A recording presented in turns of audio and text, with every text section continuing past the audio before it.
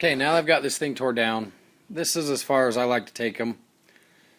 I don't remove that, I don't know what you call that, steering piece, and I don't that side panel. I just go about that far. It makes it easier to get into everything and work. So I'm going to show you a couple of things that I've already done, simple concepts. For one, this is my battery box. Just took a couple pieces of angle, welded them in there, put the battery in. So I'll come up with a fastening mechanism, bungee cord or something like that a little bit later. The other thing that I've done here, it's kind of hard to see, is I've done this bottom steering column, steering shaft. What I like to do is I take those collets, I'll weld those in, and then I run a bronze bushing. All said and done, it's about $7. But I'll weld the collet down there. It's got the set screw in it, and then I'll turn around and put that bronze bushing. That way, as the bronze bushing wears out, then I can pop it out later if I need to and put a new one in. So it's kind of a wear item, not too hard to do. The other thing that I want to show you is, this is my jack shaft plate. Our association president, he's come up with this idea of using these MTD quills, is what they call them. I think they're off of the MTD. Some of the models have this for their blades, and he's put this together for me. All said and done, between the pulleys and the bearings and the quill and everything like that, I think goes into it around $50. So the other thing I've got is just a piece of 1/4 inch plate. It's not 1/4 inch, 1/8 inch plate.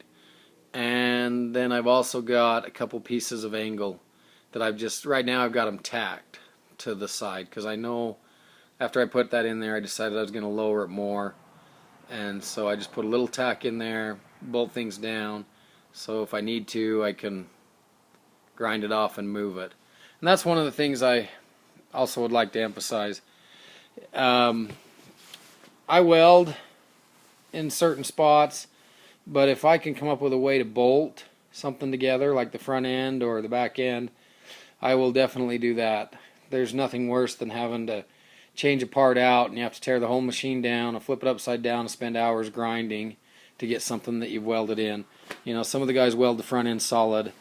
I prefer to use flat bar or angle or something, drill holes and bolt the front end in. That way if I need to change it out, it's just a few bolts. So we're going to talk about lowering the back end here. Now what I've already done is I've already taken it down so that this right here, the center, is level with the frame. That, with the Sears frame and with the tires I'm running, 15-inch tires, it's simple math. If it's a 15-inch diameter tire, the center's going to be, of course, 7.5 inches, and you'll lose about a 1/2 inch of squish, we'll call it. So it's going to sit about 7 inches off the ground. The other machines I've done, that's where it lands. When I line this center piece right up here up with the bottom of the frame, I end up being 7 inches off the ground. So that's kind of what you're going to calculate before you start really building and putting things in solid.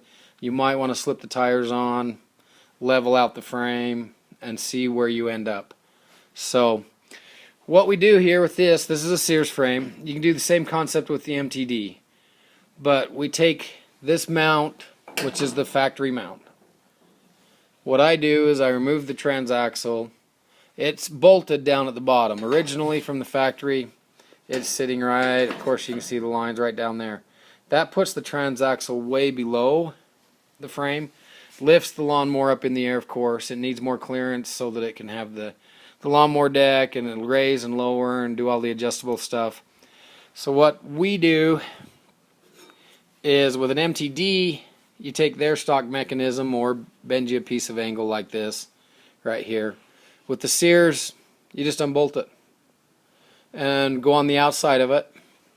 You'll notice that they'll have 4 holes, 2 holes, 4 holes, and these are stock, or they'll have 3.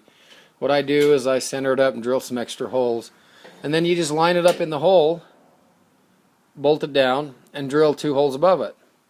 And then you do that again, unbolt it and move it up, and drill 2 holes above it. Before you know it, you end up with this.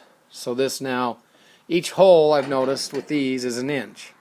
So if I wanted to move this front end up, I could just move that up. What I'm going to do with this is I'm actually going to bolt it down and drill these top 2 holes, and then I'll move it again and drill 2 more holes. That gives me inch increments all the way up. What that does, that lowers the back frame by moving the transaxle up in. The other thing that you need to do is you're going to have to move these front mounts as well. So it needs to be supported again in all 4 spots. And it's the same process. You just take the, I use the stock mounts. If you work with them a little bit, you'll find that you can move them up and then drill new holes, bolt it in place, and you're not fabbing anything new from the ground up. So sometimes they take a little finessing, but it'll work. But you can, I've got the mount right here. That's where it's bolted into. It's that mount right there. And what I will do is I'll move these back, drill these new holes. I'll cut this piece out a little bit more right there so that this will sit back up in. I'll bolt it all up in, unbolt this, and where they line up new, I'll drill new holes. So, and I'll check it for a square and stuff like that. And then you've got it lowered. So that's the back end. Now there's 2 trains of thought that I've ran into. Some people tell you to lower the front a ½ inch lower than the back. Then we've got another racer who says no, don't do that, because the way the engines work, the oil sits down in the bottom of the motor, and if you've got it a ½ inch lower in the front, oil when it's full is going to seep down past the rings and get on top of the piston. So what he likes to do is he actually likes to put the front end a ½ inch higher, so that keeps that oil down in the back of the motor and it doesn't run past the piston. Now one of my machines, I experienced that. If it sits for a long time, when I first fire it up, it'll blow a lot of smoke. It burns itself through, but it is oil seeping down past the rings because it is sitting at an angle. And if I parked it at even more of an angle, it gets worse. With this one, I'm actually going to try to put it level. If I'm going to do anything, I will put the front end a little bit higher than the back end as possible. So this should put me right around 5 inches, I would say 4.5 to 5 inches in the back, and I'll probably be 5.5 in the front. So this is what we'll do. And then what I will do after that is I will turn around and I'll get my pulleys, my jack shaft set up, and I'll put the pulleys on the transaxle, and I'll start lining that jack shaft plate. And I might have to move that up and down a little bit, and I'll line that top pulley up as much as possible. It's easier to suck the bottom pulley on the motor up a little bit. You've got a little more room. They usually stock stand off at about 2 inches. So I've got about an inch and a half of play there. So right now as this sits, I do know this, with this axle lined up on the bottom of the frame where I started, and this jack shaft and the back pulley, they're about a ½ inch out of sync. The transaxle is a little bit higher. So what I'll do is I'll compensate by moving that stiffening plate and the jack shaft up.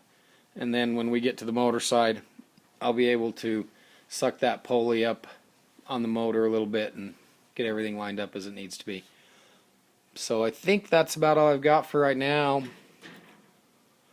And I'll make these changes and we'll walk through them again, show you what I've done.